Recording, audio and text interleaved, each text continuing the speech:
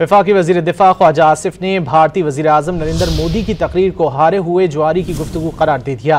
ख्वाजा आसिफ ने कहा कि मोदी उस हारे हुए जुआरी की तरह गुफ्तगू कर रहे थे जिसके पल्ले अब कुछ नहीं रहा।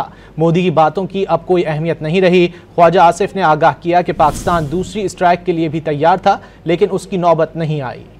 वफाकी वज़ीर दिफा ख्वाजा आसिफ ने भारतीय वज़ीर आज़म नरेंद्र मोदी की तकरीर को हारे हुए जुआरी की गुफ्तगू करार दे दिया। ख्वाजा आसिफ ने कहा कि मोदी उस हारे हुए जुआरी की तरह गुफ्तगू कर रहे थे जिसके पल्ले अब कुछ नहीं रहा।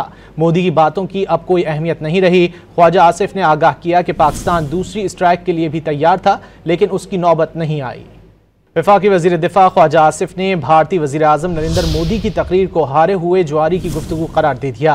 ख्वाजा आसिफ ने कहा कि मोदी उस हारे हुए जुआरी की तरह गुफ्तगू कर रहे थे जिसके पल्ले अब कुछ नहीं रहा। मोदी की बातों की अब कोई अहमियत नहीं रही। ख्वाजा आसिफ ने आगाह किया कि पाकिस्तान दूसरी स्ट्राइक के लिए भी तैयार था, लेकिन उसकी नौबत नहीं आई।